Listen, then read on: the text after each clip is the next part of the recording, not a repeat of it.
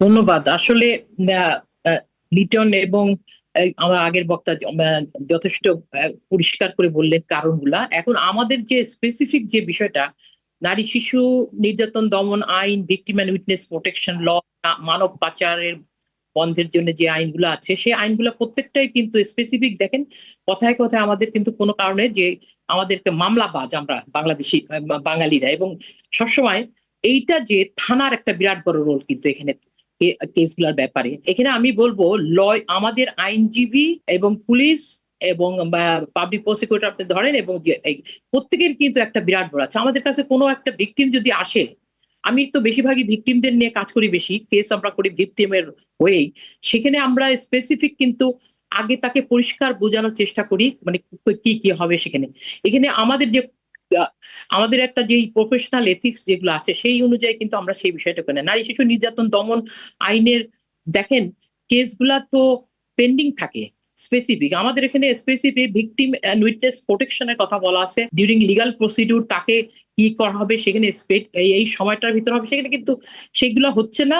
কিন্তু এমন আছে যে হয়তো নারী শিশু নির্যাতন দমনের ভিতর পড়ে না, একটা আপোষ করলে কিন্তু, একটা সালিসি করলে ঘটনাটা একটা সমাধান করা যায়। এবং নারী শিশুর ভিতরে কিন্তু একটা বড় জায়গা কিন্তু আমরা ডিবি লটা যখন 2010 সালে করলাম, সেখানে কিন্তু ওইটা কিন্তু একটা প্রতিরোধমূলক আইন, এবং সেটা কিন্তু সিভিল নেচারে বেশি খুব। তো সেইখানে কিন্তু আমরা এই সালিশগুলো করে ফেলতে পারি। এবং যদি আমরা দেখি যে সালিশে মানে সালিশ যোগ্য, যেটা আমি বলবো না কোনো যেটা, তো এই জায়গাগুলো এবং রেপের কেসগুলাতে, আপনাদের রেপ থেকে আরম্ভ করে সেক্সুয়াল হ্যারাসমেন্ট সহ অন্যান্য বিষয়গুলা, সেখানেও দেখবেন ভিকটিম সেন্ট্রিক সাপোর্ট সার্ভিসটা আছে কিনা, পুলিশ তার সময় মতন সেইটা নিচ্ছে না, ভিকটিম সেকেন্ড টাইম ভিকটিমাইজ হচ্ছে কিনা, এগুলো কিন্তু ভীষণ। এবং সেই চ্যালেঞ্জগুলা, ভিকটিমকে সেই ধরনের দেখভাল করার মতন আমাদের আইনজীবীদের সেই মানসিকতা এবং সেই বিষয়গুলো আছে কিনা, এগুলো কিন্তু ভীষণ ভীষণ সেন্সিটিভ ইস্যু। তো এই জায়গাগুলাতে ভিকটিমে কিন্তু second time third time victim হচ্ছে, এবং জাস্টিস ডিলে, জাস্টিস ডিনাই যেটা আমরা বলি, সেই ঘটনাগুলো কিন্তু দেখছি। অতএব সেখানে আমাদের কিন্তু এখন ঘুরে দেখার জন্য, আমাদের কিন্তু হাইকোর্ট সুপ্রিম কোর্টের কোনো ভালো ভালো জাজমেন্ট আছে। সেখানে কিন্তু আমাদের যদি দেখি, উদাহরণ দেখতে পারি, 3-4 দিনও কিন্তু রেপ কেসের ভিতরে কিন্তু জাজমেন্ট দিয়ে দিচ্ছে। মাইন্ডসেটের জাজে, জুডিশিয়াল অ্যাক্টিভিজম যেটা আমরা বলি, সেই মাইন্ডসেটটা যদি আমরা দেখি, সেখানে কিন্তু পুলিশের যদি রোলটা থাকে, পুলিশ রিফর্ম প্রজেক্ট আমি একসময় ছিলাম, সেখানেও কিন্তু পুলিশেরও কিন্তু বিরাট বড় রোল। তারা একটা ভিকটিমকে কিভাবে একবারে খুব স্বচ্ছন্দে তাকে একটা কেসটা যদি জেনুইন কিনা হলে তাকে কি করবে, সেই জায়গাগুলা এবং সমন্বয়ে জাজে এবং পুলিশের এবং পাবলিক প্রসিকিউটর এক সমন্বয়ে কিন্তু একটা ভালো জাজমেন্ট খুব অল্প সময় দেওয়া যায়। এবং সেখানে কিন্তু এই বা কোনটা সত্যি কোনটা মিথ্যা এটা কিন্তু জানে। এবং সেখানে আমরা কিন্তু যে মিথ্যা মামলা যেটা আনে, সেটার জন্য একটা দুইটা কেস হওয়া উচিত, সেটাও কিন্তু আমরা দেখি হয় না। আর যদি পাচারের কেস হয়, তাহলে তো আপনি জানেন যে অনেক সময় কিন্তু বায়োলেটারাল ইস্যু আছে সেখানে। কিন্তু যদি আজকাল আপনি জানেন যে মিডল ইস্ট গুলাতে সেখানে যাচ্ছে, সেখানে কিন্তু ওইখান থেকে আবার এর সঙ্গে যদি পাচারের সঙ্গে আবার আপনি জানেন, আমরা জানি যে স্পেসিফিক যে পর্নোগ্রাফি সহ অন্যান্য বিষয়গুলা, সেটার জন্য এক্সপার্ট ওপিনিয়ন সেই ধরনের জাজরা আছে কিনা, সেখানে ভিকটিমকে সেকেন্ড টাইম থার্ড টাইম ভিকটিমাইজ হয়ে যাচ্ছে, এগুলো বিষয় কিন্তু নিয়ে ঘুরে দাঁড়ানো কথা।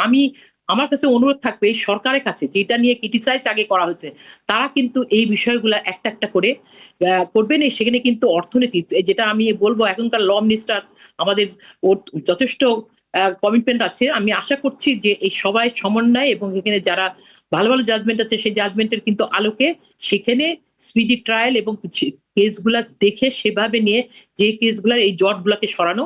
এবং এখানে কিন্তু যেই কাজগুলো সালিশে তো হওয়া যায়, সালিশে হয় জমি জমার থেকে আরম্ভ করে অন্য বিষয়গুলা, সেগুলা কিন্তু না নেওয়া, এবং সেখানে কিন্তু সালিশির মাধ্যমে সুন্দর করে করতে পারে বলে আমি। জি।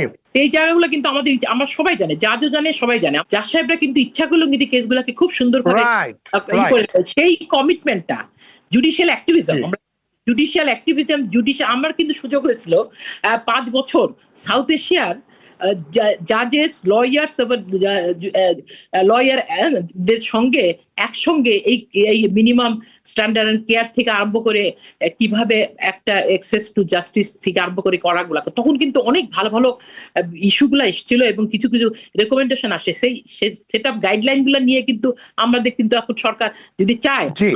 সেই বিষয়গুলো নিয়ে কাজ করতে পারি এবং সেখানে রাইট। কিছু ভালো, বিশেষ করে ভিকটিম সেন্ট্রিক সাপোর্ট সার্ভিস, সেখানে কিন্তু তার কাউন্সিলিং এর ব্যবস্থা, তার লিগাল এডের থেকে, তার অল্টারনেট লাইভলিহুড অপশন থেকে আরম্ভ করে আমরা ডোমেস্টিক ভায়োলেন্সের কেস থেকে সেক্সুয়াল হ্যারাসমেন্টের কেসে সেই বিষয়গুলো। এবং আপনি জানেন যে এই যে পর্নোগ্রাফির কেসগুলো ভিকটিমরা যে কিভাবে তাদেরকে তাদের অনেক কিছু দেখাতে হয়, সেই জায়গায় কিন্তু তারা একটা পর্যায়ে যায় কেস করার মতন সাহস থাকে না তাদের। এই জায়গাগুলাতে একেবারে জিরো টলারেন্স করতে হবে, কমিটমেন্ট হবে, এবং জাজ যেরকম বাড়াইতে হবে, কোর্ট বাড়াইতে হবে, এবং নারী বান্ধব ভিকটিম বান্ধব একটা কোর্ট থাকতে হবে। না হলে কিন্তু আমরা এটা খালি বলেই যাব, এটার কোনো সমাধান। ধন্যবাদ।